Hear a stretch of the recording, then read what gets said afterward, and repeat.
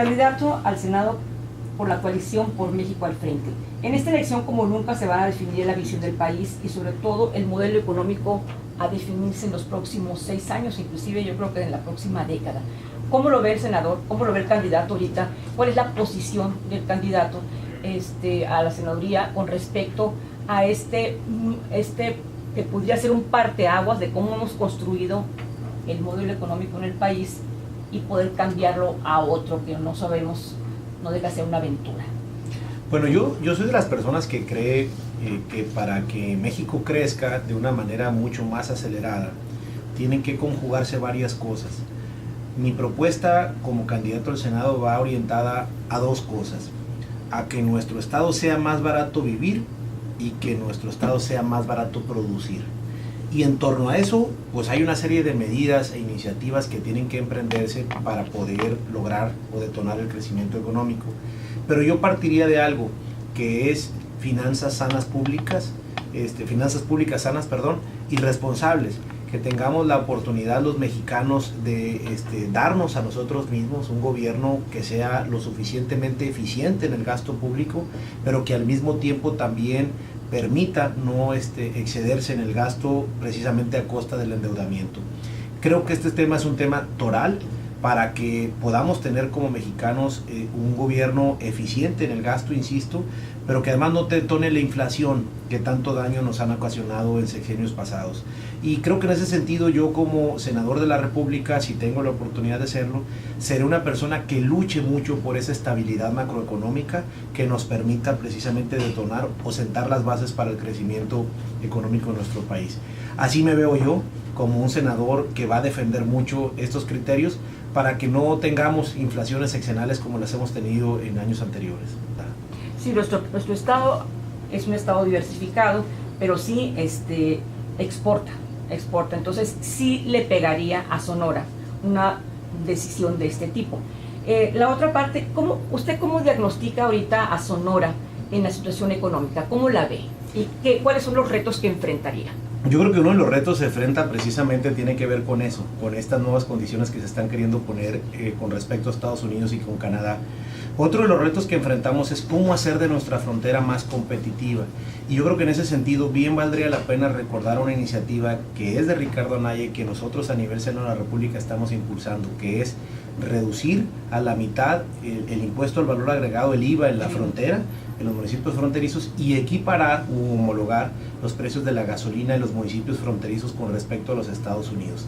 Estas dos acciones, que son acciones muy concretas y que beneficiarían a los municipios fronterizos del estado, nos permitirían eso que comentaba hace un momento, cómo hacer de nuestro estado que sea más barato producir. Sin duda alguna, la homologación de los precios de la gasolina y la reducción del impuesto al valor agregado ayudarían mucho, no sería obviamente todo, pero sí ayudarían mucho a poder precisamente hacer de una frontera más competitiva. Usted ha ido por todo el estado de una manera muy intensa, ha recorrido todos los municipios. ¿Cuál es el diagnóstico que tiene del estado ahorita en los temas que la gente le comenta? Pues miren, yo creo, Aurora, que hay dos temas que son el común denominador de lo que estamos viviendo en Sonora. Uno es la preocupación de los sonorenses por la inseguridad y el otro es la preocupación de los sonorenses y los mexicanos por la corrupción.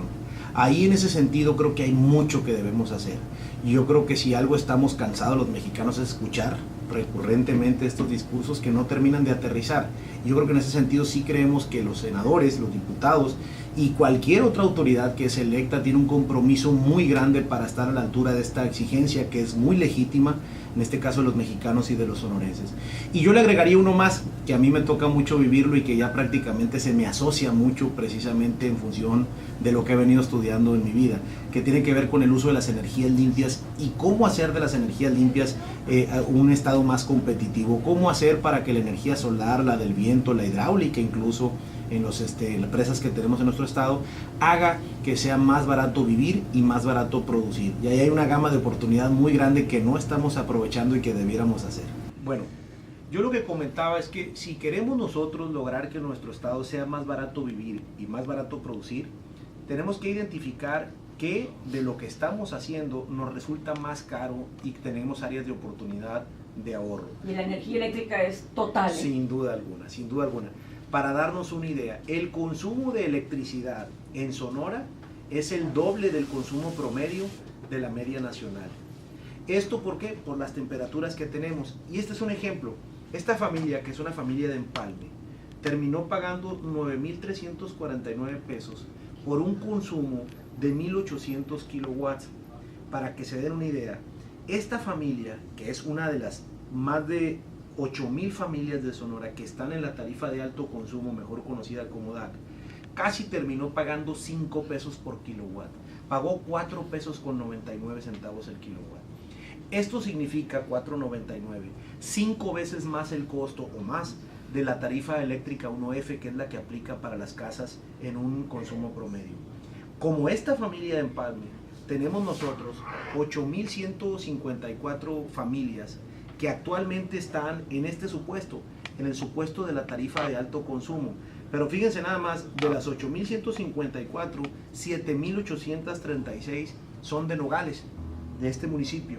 Entonces, ¿cómo podemos nosotros hacer de Nogales y de los municipios de Sonora más competitivos con precios de casi 5 pesos el kilowatt hora? Es imposible. Entonces, lo que nosotros estamos planteando es que tenemos que identificar cómo hacerle para que generar nuestra propia electricidad con el sol, que eso nos sobra en nuestro estado, podamos hacer que sea mucho más barato pagar ese kilowatt con el sol versus pagarlo a Comisión Federal de Electricidad, sobre todo en este tipo de tarifas que son altamente costosas e improductivas.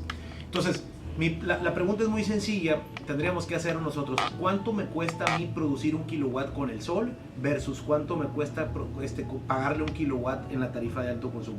Y nos vamos a dar cuenta que generarlo con el sol cuesta 1 peso versus pagarlo a la tarifa de casi 5. Entonces, si nosotros encontramos alternativas, soluciones, para que, y ahí viene lo interesante del tema, para que el gobierno, en lugar de que me subsidie el consumo de la electricidad, me subsidie la generación de energía, cuando es energía renovable, yo el año que entra ya no le vuelvo a pedir dinero al gobierno porque ya estoy generando mi propia electricidad. Claro. En eso consiste ese cambio de actitud que estamos nosotros planteando. Queremos que en nuestro estado sea más barato vivir, pero queremos que no nos regalen las cosas, que aprovechemos lo que tenemos, que es la radiación solar.